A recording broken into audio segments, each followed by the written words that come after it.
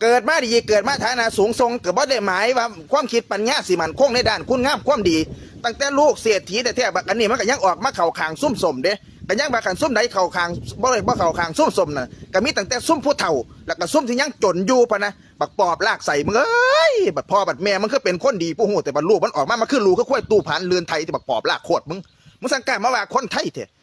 คนดูถูกคนนั่นติคนเจริญนั่นติคนห่างคนมีคนดีคนรวยกันถ้าว่ามึงดีผู้ใดบ่เข่าคางซุ่มสมจังสี่กับว่าเขานี่เป็นซุ่มขวางโลกเป็นซุ่มคัดขวางความเจริญซุ่มบัวไต่ตมซุ่มมื่นหูมื่นตาบักปอบลากโคตรมึงเอ้ยมึงก็มาถามพ่อถามแม่มึงในว่าขันอยู่ในมึงรวยบ้านี่มึงเกิดอยู่ในแผ่นดินไทยหรืออยู่ในแผ่นดินเขมรกูถามมึงซ้ำนี่ละมึงรวยอยู่นี่ในพื้นที่ของมึงนี่เงี้ยซ่านบ้านซองของมึงอยู่ในประเทศไทยหรือประเทศเขมรมึงพินิจพิจารณาเบื้องดีๆอันความดีความงามของพ่อของแม่นั่นดีโพดบรรลุออกมามันคือสัวก็หมาเถอะตั้งแต่หมาก็ยังดีกว่ามึงยังวะเนาะจะสักขึ้นแต่ว่าเจ้าของรวยแล้วมีอิทธิพลมากไม่ไกลกองซุ่มญาติพี่น้องของคนไทยนี่เขาจะเป็นพี่เป็นน้องกันเบิดประเทศไทยจะสักขึ้นว่ารวยแล้วสิมาเหยียบยำทำยี่แล้วสิมาด้อยค่าผู้ใดก็ด้อยค่าได้มึงรวยมึงก็หาไปบ่ได้เพราะสลึงดอก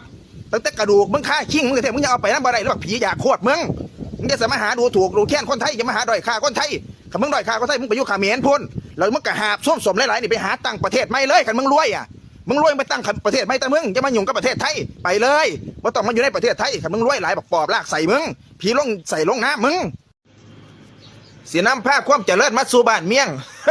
เมียนบ่ล่ะมันเป็นสิมาสร้างความเจริญลงเลี้ยงใส่โตเจ้าของกันตีความคิดความอ่านของคนเนาะเบิดบ้านเบิดเมี่ยงผู้ใดเขาก็หูจักกันละคนทั้งหลายคนทั้งไข่นั่นแหละว่าผู้ใดก็ดีล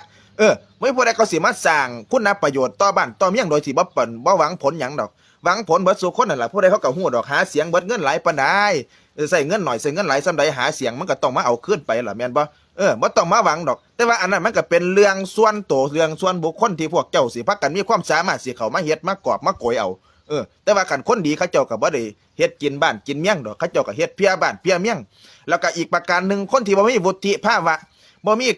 ีวุฒิภาวะในการเป็นผู้ใหญ่นี่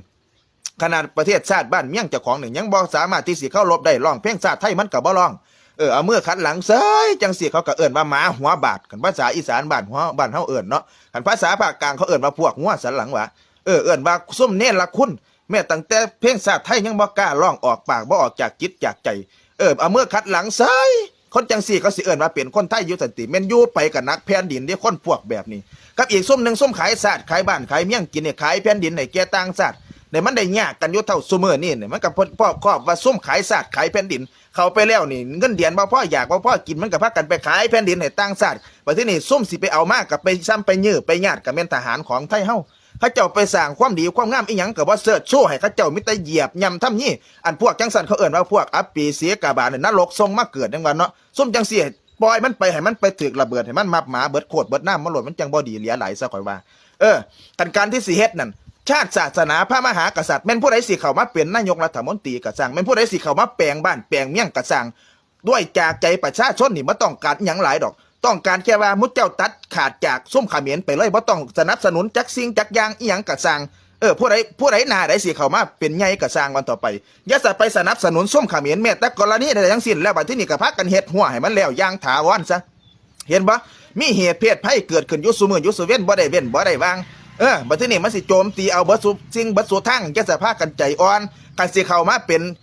ปากสิเข้ามาเป็นผู้นำประเทศชาติบ้านเมี่ยงเนี่ยก็ต้องเป็นแสเป็นค้อนต่างบ้านต่างเมี่ยงให้บ้านเมี่ยงเขาเจ้าเพิ่งผ้าอาศัยได้บ่แม่นว่าเว้าความใดออกไปแล้วสิพักกันกลับหลังจากหันหน้าออกจากไม้ก็พักกันเฮ็ดจังนึงหันหน้าเข้าไม้ก็พักกันไปคุ้มครองประเทศชาติคุ้มครองประชาชนให้รักษาให้เกียรติประชาชนทุกเราทุกคนแต่ว่าหันหลังให้ไม้แล้วนี่โอ้ยพักกันไปเฮ็ดสารวนอยู่จะไปเส้นหยังต่อเส้นหยังกันแน่บัดพอแต่สรุปแล้วอยู่4 ปีไปโคตรแย่บ่มีหยังสิได้บ่มีหยังสิดีขึ้นมาสูญเสียไปเบิดสู่หม่องสู่ทีอันนั้นมันก็ใช้บ่ได้อย่าใส่สติปัญญานั่นเรียนมาจบศึกษามาปริญญาเอกปริญญาโทปริญญาตรีใส่ให้มันเกิดประโยชน์เนี่ยใดเกิดประโยชน์ดีเนี่ยใดมีประโยชน์ย้อนง่ายออกมาซอยบ้านซอยเมี่ยงปากท้องบ้านเมี่ยงจังสิเขาเจ้าบ่อยู่ซุมกินเย็นบ่อนใดมันทุกข์มันยากมันลำบากลำบนพักกันลงไปซอยจังที่ปากที่บอกจะสิเป็นคนขายฝันพักใดคือกันสีใดคือกันจะสิเป็นหมวดขายฝันให้ประชาชนเข้าไปแล้วต้องเป็นที่เพื่องให้ประชาชนได้เพื่องได้ให้ประชาชนได้อุ่นอกอุ่นใจว่ามีคนจังสี่เข้ามาเฮ็ดเพียประชาประเทศชาติบ้านเมี่ยงไทยจะใส่เขาเจ้าได้ว่าโอ๊ยผู้นั้นเข้ามากับซ้ำเก่าผู้นี้เข้ามากับซ้ำเก่าผู้นั้นเข้ามากับซ้ำหมูซ้ำหมาซ้ำแมวไปจะใส่เขาเจ้าได้ว่าจะเขาเจ้าได้ว่าเป็นคนสู่คนให้มีวุฒิภาวะ บ่แม่นมีแต่มีการศึกษาและวุฒิภาวะบ่มีคำว่าวุฒิภาวะนี่มันกว้างไกลบ่มีวุฒิภาวะนี่พากันออกไปอย่าสามารถอยู่ในประเทศไทยจะมาดำรงตำแหน่งอีหยังอย่าสามารถเฮ็ดได้ก็เงินค้ำกำบาทสู่คนน่ะเพิ่นก็หามานํกันสู่คนล้วนแล้วแต่เขามากินภาษีมาสะแตกภาษีประเทศไทยมาสะแตกภาษีของคนไทยสู่คนเพราะฉะนั้นให้คิดเห็นบุญเห็นคุณคนไทยอย่าสะไปซอยซุ่มต่างชาติเงิน800 ล้านที่เสียไปแต่ละปีไปสนับสนุนซุ่มเขมรให้มาเรียนฟรีในประเทศไทยก็เป็นเงินของคนไทยเป็นหยังจังว่าเอาเงินของคนไทยนี่มาสร้างเสริมสู้กำลังให้คนไทยเด็กไทยนี่ให้เขาได้ร่ำได้เรียนให้ได้เกิดประโยชน์ในเมืองไทยเอาไปซอยเขาเห็นหยังปิดตายเลยครับอย่าไปซอยเขมรแม้แต่กรณีในกระสร้างเก็บไข่ได้ป่วยเรื่องลูกบักฮาอีใดสิตายลูกบักฮาอีใดสิมีลูกมีเมียบักฮาอีฮาใดมันไม่ได้ร่ำได้เรียนกระสร้างโคตรสร้างพ่อสร้างแม่มันโดยเฉพาะซุ่มที่บ่จงรักภักดีต่อสถาบันนี่เอามันหนีไปไกลไปที่นี่เขาอยากให้เติมยุดดอกให้เติมกฎหมายซุ่มที่บ่จงรักภักดีในสถาบันนี่เนี่ยละเทศออกจากประเทศไปเลยมันล่ำมันรวยใส่ให้มันหาบเงินหาบท่องมันให้มันเอาไปมันไปตั้งโลกตั้งลากมันไปตั้งประเทศเอาไม่ซุ่มมูเนี่ยซุ่มที่มาแตกมาเฮ็ดให้บ้านเมี่ยงแตกแยกมาสร้างความแตกแยกให้แก่บ้านแก่เมี่ยงบ่ได้สร้างการสมัครสมานสามัคคีเอากลุ่มนี้ออกเป็นกลุ่มกลุ่มนั้นออกเป็นกลุ่มพวกจังซี่ก็บ่สมควรที่สิมาอยู่ในแผ่นดินไทยเพราะว่าแผ่นดินนี้เพิ่นปกครองไว้โดยทศพิธราชธรรมของพระบาทสมเด็จพระเจ้าอยู่หัวอย่าสามารถเฮ็ดให้มันหมองมันมั่วในแผ่นดินนี้มันต่อไปเนาะตั้งแต่เดิมแต่ใดมาพระกษัตริย์ตาทุกอาจทุกองค์นั่นเพิ่นสร้างมาด้วยบุญญาพระบารมีของเพิ่นจังค่อยเป็นประเทศไทยได้เท่าซุมื้อนี้เงินถงแดงถงนั้นเพิ่นซื้อมันจะมาเป็นประเทศไทยเท่าซุมื้อนี้เงินถงแดงถงนั้นเงินจากถงแดงแล้วก็เงินส่วนพระองค์เพิ่นซื้อแผ่นดินไว้จังค่อยว่าเป็นของประเทศไทยเพราะฉะนั้นซุมอัดปีจันไรอย่าสะคิดว่าสิมาโคนบัลลังก์เพิ่นลงได้คันสูสิมาจันไรยังสิสูหนีไปอยู่ไสก็ไปกฎหมายแห่งนี้ละเทศออกไปอย่าใส่มาอยู่ในแผ่นดินไทยเพราะฉะนั้นไผก็สร้างที่สิขึ้นมาปกครองสิมานางบ้านแทนเมืองโปรดเห็นใจคนไทยแล้วก็ประเทศชาติเจ้าของไว้หน้าเนี่ยไว้หน้าพระบาทสมเด็จพระเจ้าอยู่หัวคันว่าเห็นหัวประชาชนไว้หน้าพระองค์ไว้หน้าเพิ่นจะสว่าข่อยโหนอันนี้บ่ได้โหนสถาบันอันนี้คือเว้าตามความถูกต้องตามความเป็นความไปบ่แม่นว่าเวลาได้เป็นนายกขึ้นไปแล้วก็ไปไปกราบไปไหว้เพิ่น